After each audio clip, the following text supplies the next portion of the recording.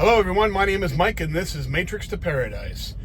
I appreciate you watching my videos, and if you like the videos, please hit the like button and subscribe and share it, the channel with anybody who might be interested in travel, trucking, escaping the Matrix, retiring overseas, slow travel, that kind of thing. That's what I'm into. Anyway, so yesterday I did a video. I was in Iowa, Waterloo, Iowa, and I stayed there overnight. But now today I'm about 600 miles past that. I am now in, I believe this is called Tonkawa, Oklahoma. So I'm at the Loves here in Oklahoma. You can actually see more here. So here's Loves in Tonkawa. I think it's Tonkawa. It's Indian country right here. This is, I believe it's an Indian reservation around here, and that's why it's called Tonkawa. So this is the Loves parking lot right here, and I'm here staying the night because I ran out all the time that I had to drive today. So 600 miles today, probably going to be, well, the way I set it up is they give you fuel stops to stop to get fuel. My company does. So I have to map it out according to the fuel stops, but I also map it out, another map for me to stop every night based on where I can park the truck. And since I most usually always, stay at Loves wherever I'm at. And the reason I do is because I like Loves. They have clean bathrooms, clean showers. It's more convenient. They just are cleaner and better stores. They have better everything. The parking lots aren't all nasty. If you go into a TA or a Flying J or whatever around the country, they're usually run down. It's just not cool. Anyway, so I stay at Loves, and the reason also I stay at truck stops all the time. A lot of people will park in, what do you call those, rest areas.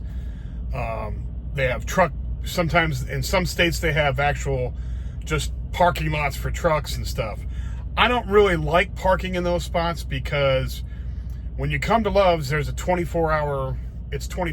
So there's people coming in and out all the time, and there's security, there's people here. So, and plus you're parked next to people, other truckers. So, if anything were to go down, you'd be right around with everybody else and you could alert somebody. But most of the stuff does not happen. Now, of course, there are places where you don't want to park, like Memphis, Tennessee is one where we were always warned not to park in the city of Memphis, or even in West Memphis, which is across the river in Arkansas. There's just too much crime going on, and you don't want to be messed with. So usually I just drive past all that and go park down the road further into Arkansas or Tennessee or wherever, which way I'm going. But I usually stay at Loves always because of what I said before, but also, like I say, the atmosphere of a truck stop, it's all lit up. You're not going to have anybody coming screwing around usually, or messing with your freight, trying to open your doors in the back or anything like that. So it's just a better way to go, if you ask me. So just being cautious. Don't want any, the whole thing about driving trucks is staying out of hassles. The least amount of hassles you have, the better off you are. You just want to make money and move along. Don't eat any crap with somebody's trying to steal your freight, trying to solicit you for something. And by the way, everybody asks me about lot lizards all the time. I've only ever had one girl come and knock on my door. I think that was in Houston. I think that's where I was at. And so it's not like there's those kind of girls around at every truck stop. That's not true. And of course I turned her down. I said, no, I don't need anything. So So truck stops are usually pretty safe, pretty safe, and they're lit up. And usually criminals don't like lit up places with a lot of people coming in and out. The trucks, I mean, believe it or not, you could sit here all night and there's trucks coming in and out, fueling up at all times. I mean, it's already time to go to bed, for a lot of people, and see all the trucks. Every one of those bays over there, those fuel lanes have got somebody in it. So it's, and that's constant. I mean, that'll go all night. You might have a few, hours where it's a little slower and stuff, but honestly, there's people that run all night. There's especially reefer guys, people that run around with the refrigerated trucks. They have crazy pickup and drop off times for that stuff, especially in the summertime because of the heat and all that. So they got crazy times for those guys. Those guys are up driving at night and stuff. So you see a lot of reefers coming in and out of these places at night. But so anyway, I'm out in the middle of nowhere, Oklahoma, northern Oklahoma. I'm just about, 20 some miles south of the Kansas line on Interstate 35, which is right over that way.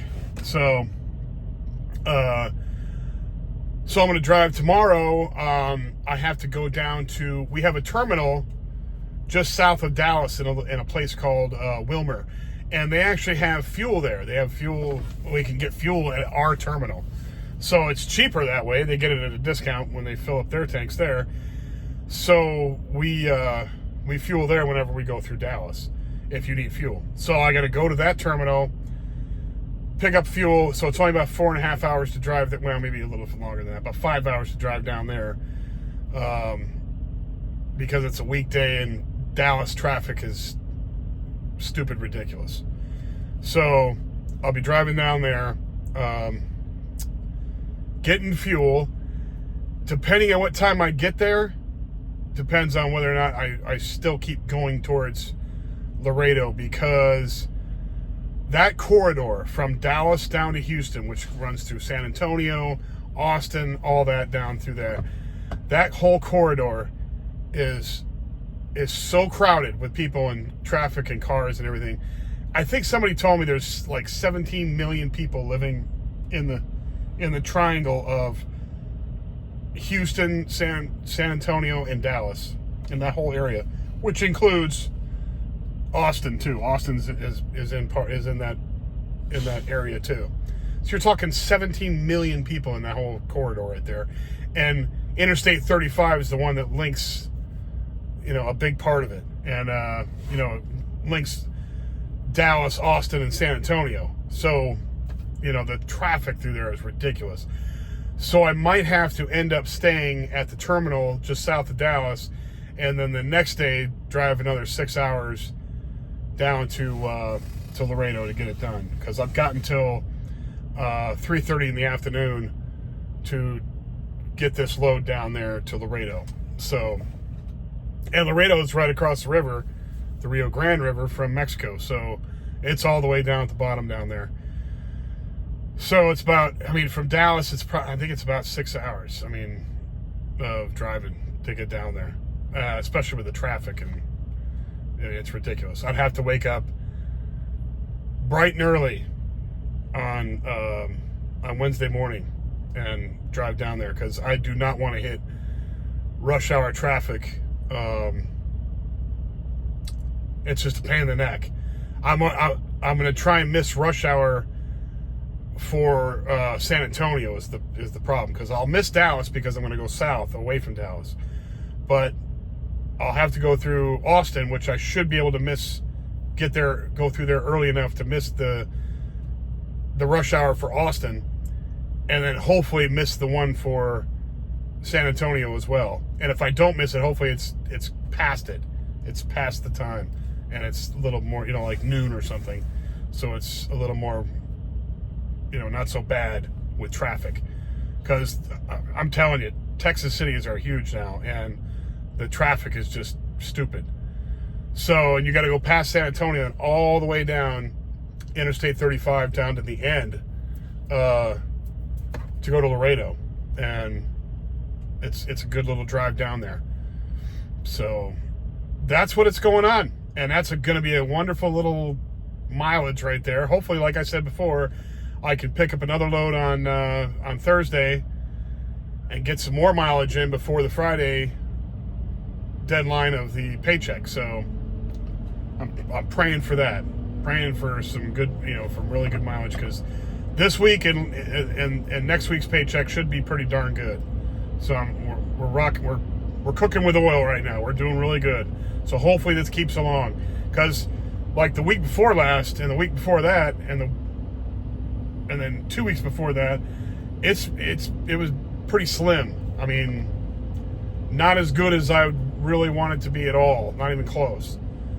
So the mileage is picking up now that I've gone to the Western Regional. Thank God. Thank God. I knew this was going to happen. Everybody I talk to that's on the Western Regional account, they're always telling me they have plenty of miles. So I'm like, yes, hopefully that pans out for me on that one. Anyhow, that's about it. I'm going to hit the sack here in a few and sleep it off. I mean, I've been driving since 7 o'clock this morning. I did sleep in this morning a little bit, and got good sleep last night, and took off and drove the entire day. And it's been a good day because I haven't had to go through too many cities. I skirted right past Des Moines, and I skirted right past Kansas City, both smaller cities, not huge. But the traffic was decent, so I'm very happy about that. Tomorrow, it's not going to be that. It's not going to be that easy. Oklahoma City's a pain in the neck. Not as bad as Dallas. Not even close to as bad as Dallas. But I got Oklahoma City tomorrow and Dallas, and that's going to be fun too. So it should go very well, though. I'm happy that I'm going all the way down to Laredo. Puts a lot of miles, and it's rocking and rolling. Anyway, thank you guys for watching. Just wanted to update everybody on what's going on, and I'm on the road. I'm here in Oklahoma, and who knows where I'll be in 2 days. God knows. I mean, it's going to take a minute to drive out of Texas no matter where I'm at. But after that, who knows? We'll see what happens. Anyway, take care, guys. Thank you for watching, and I will come back with more soon. Bye now.